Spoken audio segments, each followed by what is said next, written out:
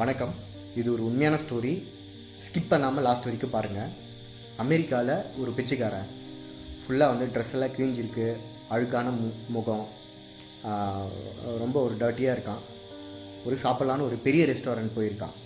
போனவொடனே அங்கே இருக்கிறவங்களாம் முகம் சுழிக்கிறாங்க, என்ன பிச்சைக்காரெலாம் அந்த ரெஸ்டாரண்ட் வராங்க, இது எவ்வளோ பெரிய ரெஸ்டாரண்ட்டு அப்படின்ட்டு.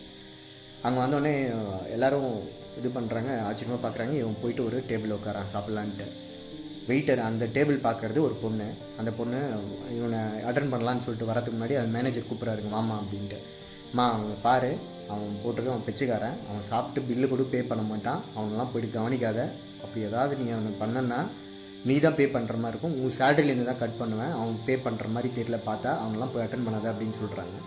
இருந்தாலுமே அந்த பொண்ணுக்கு கேட்கல. என் டேபிளில் உட்காந்துருக்கேன், நான் அட்டன் பண்ணுறேன், ஈவன் அவர் கொடுக்கலனாலும் ஐ வில் பே, நீங்கள் அதை பற்றி கவலைப்படாதீங்கன்னு சொல்லிட்டு அவங்க பாஸ்கிட்ட சொல்லிட்டு, அந்த மேனேஜர்கிட்ட சொல்லிட்டு, இந்த பொண்ணு போய் அவங்க அந்த ஆள்கிட்ட பணிவாக கேட்குது என்ன வேணும் அப்படின்ட்டு. அவன் மெனு கார்டில் இருக்கிற ஒரு டிஷ்ஷு சொல்கிறாங்க. எடுத்துகிட்டு வந்து அந்த பொண்ணு வந்து சர்வ் பண்ணுது. எல்லாருமே பார்த்துட்ருக்கான். அவன் பாட்டு சாப்பிட்றான்.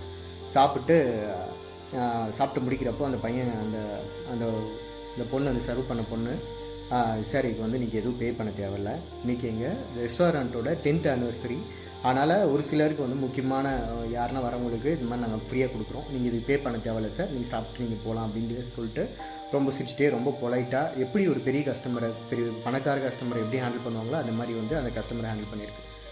ஸோ அவர் சாப்பிட்டு முடிச்சுட்டு வெளியே கிளம்பிட்டாங்க. முடிச்சிட்டோடனே அந்த தட்டையில் அந்த பிளேட்டு கீழே ஒரு ஸ்லிப்பு, ஒரு பெரிய ஒரு பேப்பர் ஒன்று இருக்குது, சின்ன பேப்பர். அதில் எடுத்து பார்க்குறான். அந்த பொண்ணு பேர் போட்டிருக்கு.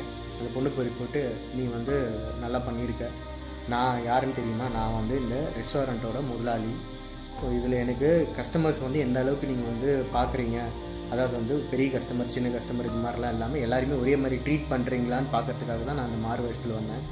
நீ அப்ரோச் பண்ண விதம், கஸ்டமரை ஹேண்டில் பண்ண விதம், வே ஆஃப் அப்ரோச்சிங் எல்லாமே சூப்பர். இதனால் இன்றைக்கிலேருந்து நீங்கள் வந்து நெக்ஸ்ட் ப்ரமோஷனுக்கு மேனேஜராக அவனை வந்து ப்ரொமோட் பண்ணுறேன்னு சொல்லிட்டு அதில் வந்து லெட்டர் எழுதி அவர் எம்டி, அவர் பார்த்தா இவர் வேஷம் போட்டு வந்திருக்கார் பிச்சைக்கார மாதிரி.